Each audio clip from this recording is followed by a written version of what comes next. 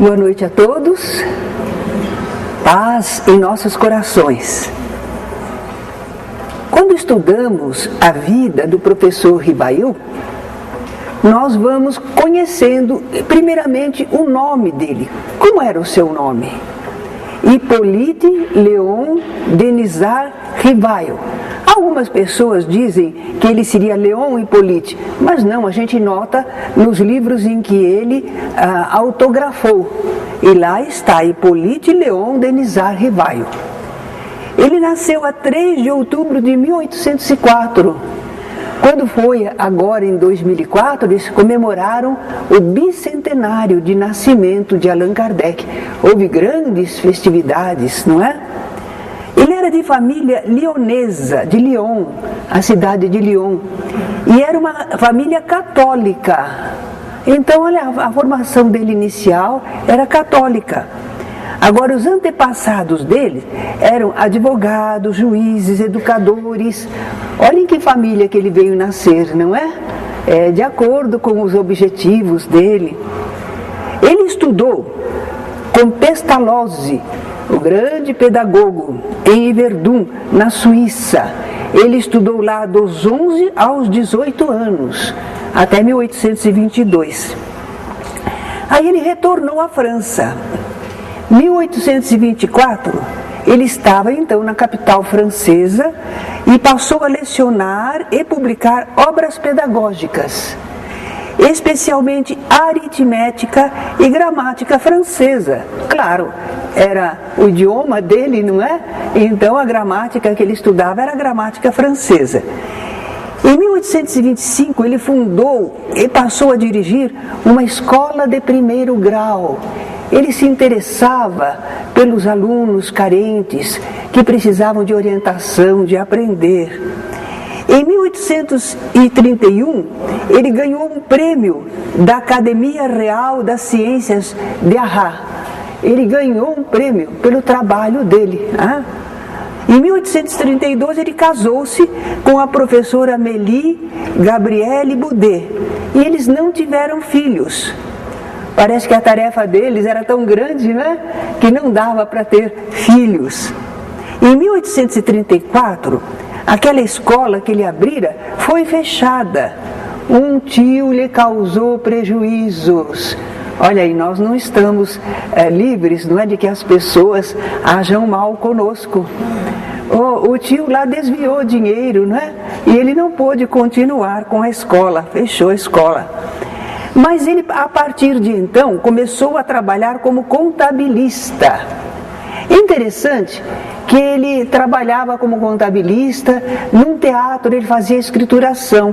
Então algumas pessoas adversárias disseram, está vendo? Ele estava no teatro, Vaudeville, ele estava trabalhando para ganhar o seu pão. Ele não estava partilhando daqueles espetáculos, ele estava trabalhando como contabilista.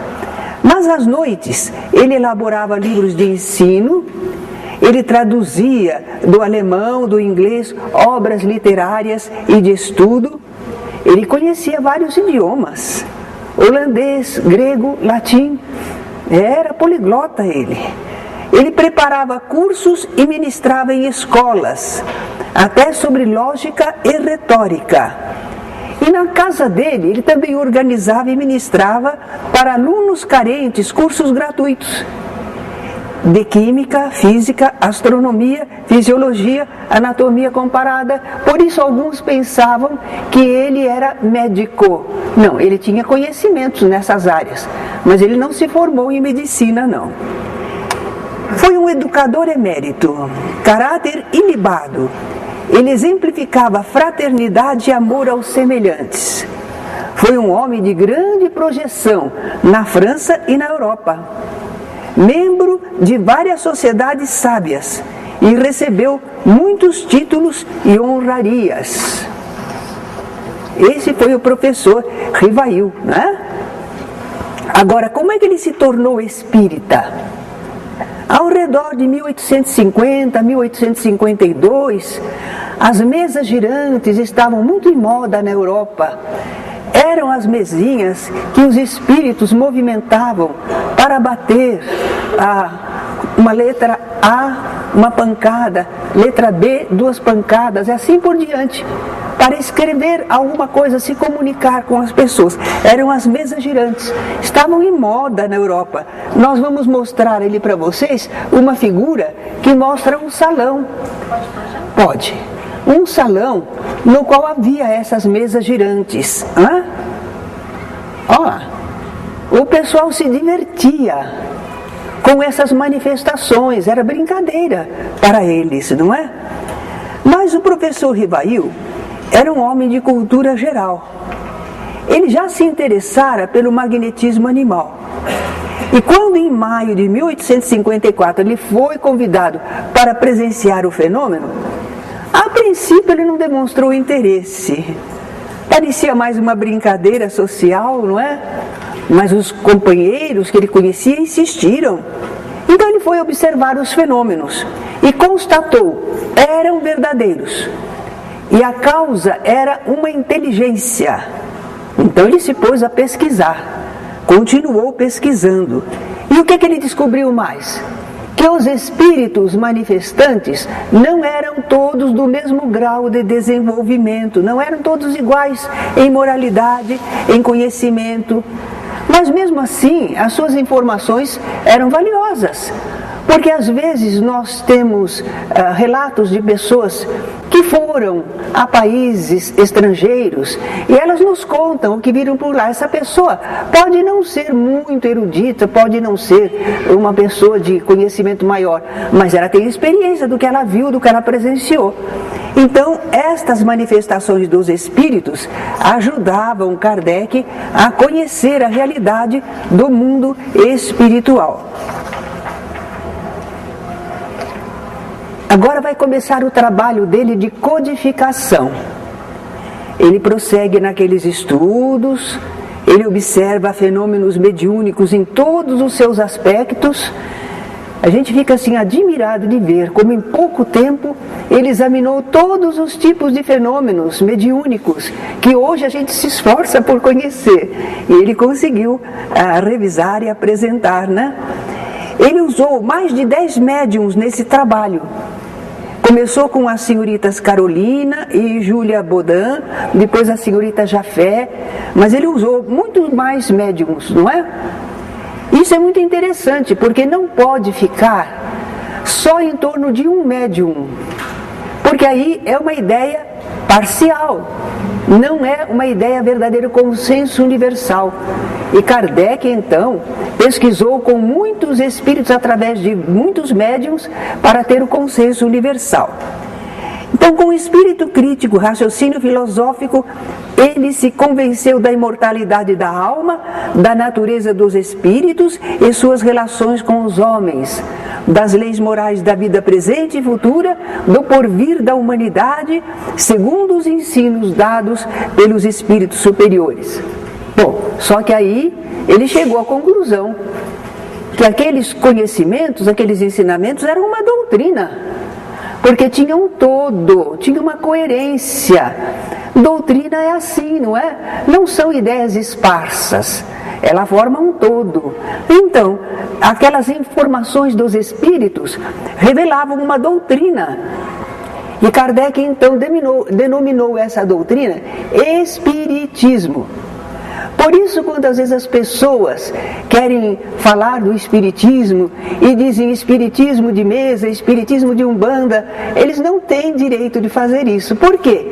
Quem criou a palavra espiritismo e disse o que era, o que significava, foi Allan Kardec. Não pode deturpar isso, não é? Então, ele coletou, coordenou, organizou os ensinos dos espíritos didaticamente e também os divulgou.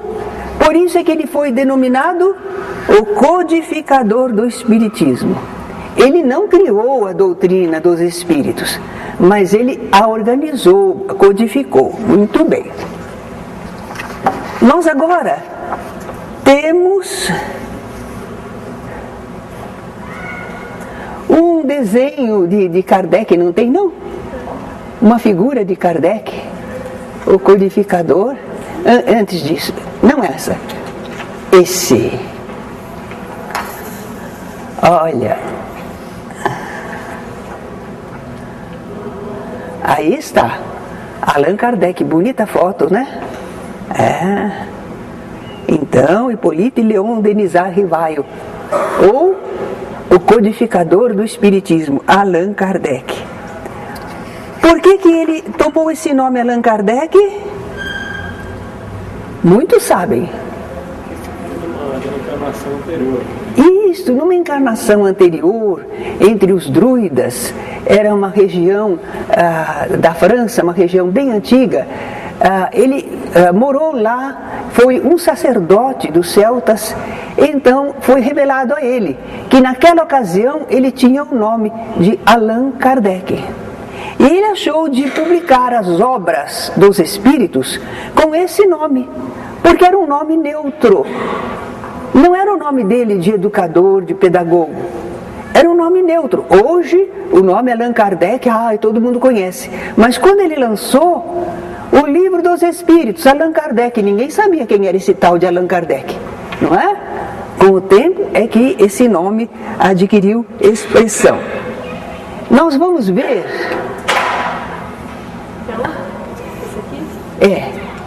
Vamos ver as obras que ele escreveu, as obras básicas. O Pentateuco são 5 obras básicas. Então nós temos lá, olha, não começamos pelo Evangelho, não começamos ali no meio, está o Livro dos Espíritos, foi o primeiro livro. O segundo foi o Livro dos Médiuns, porque já que se falava que havia espíritos e que os espíritos se comunicavam, precisava orientar como é que se faria a comunicação. Em terceiro lugar, aí sim veio o Evangelho segundo o Espiritismo, que era a parte moral da doutrina. Mas teve também o céu e o inferno, que fala da vida do lado de lá, não é? O que nos aguarda, quais as ideias que o povo tinha e o que é que os espíritos falam a respeito. E a Gênese, que ela fala de milagres e predições, fenômenos. Então, a Gênese é um estudo muito interessante de fenômenos ligados ao Espiritismo.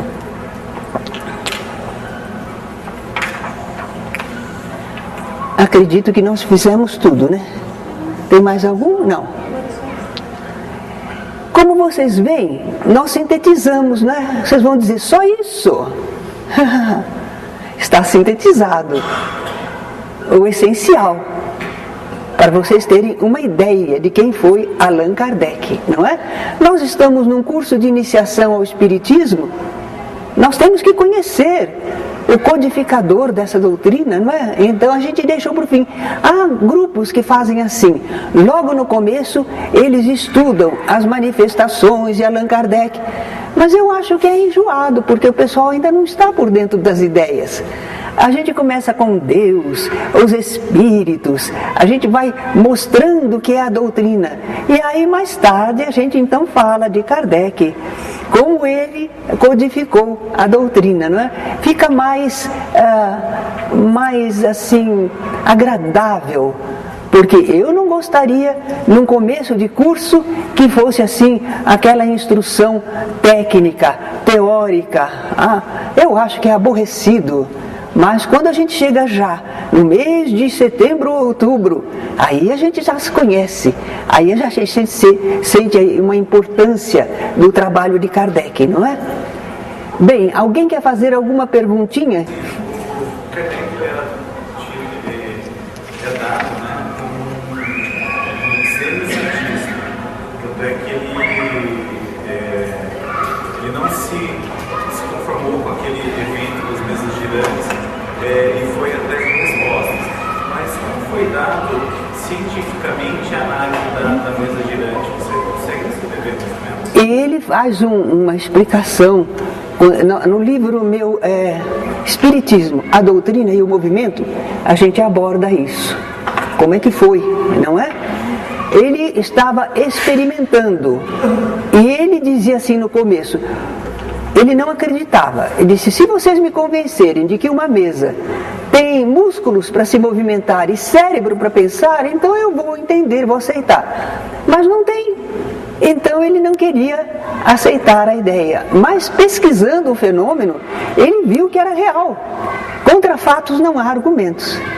ele encontrou a realidade das manifestações. Do qual ele usou para se convencer.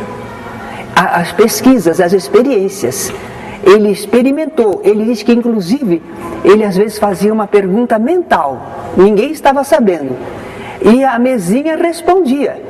Inclusive, às vezes as pessoas que estavam ali ao redor da mesinha não tinham um conhecimento maior de ciência, não tinham. Entretanto, as respostas eram lúcidas.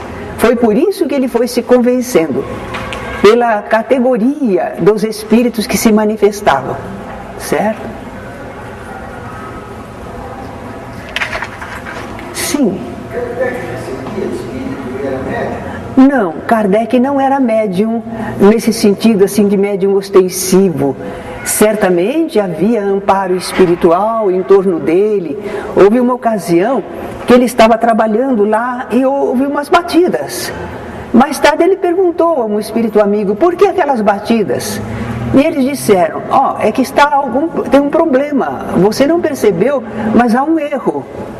Ele disse, mas eu já corrigi, eu já modifiquei. Ele disse, mas o erro continua. E aí ele teve a explicação, não é? Os espíritos amigos ajudando a ele para fazer a codificação corretamente, certo? Então ele tinha amparo espiritual. Ele conseguia falar com os espíritos através de médiums, mas ele propriamente não era um médium ostensivo, não era. Não, e a gente aprende mais com ele, que não é indispensável ser médium para entender da vida espiritual. Vamos pesquisar, vamos conhecer, não é? Nós podemos, todos nós, exercitarmos este conhecimento da vida espiritual, mesmo sem sermos médiums. Imagine se a gente dependesse só dos médiums. Muito bom. Então nós vamos encerrar por hoje. Se alguém sentir vontade de trocar alguma ideia, estaremos à disposição.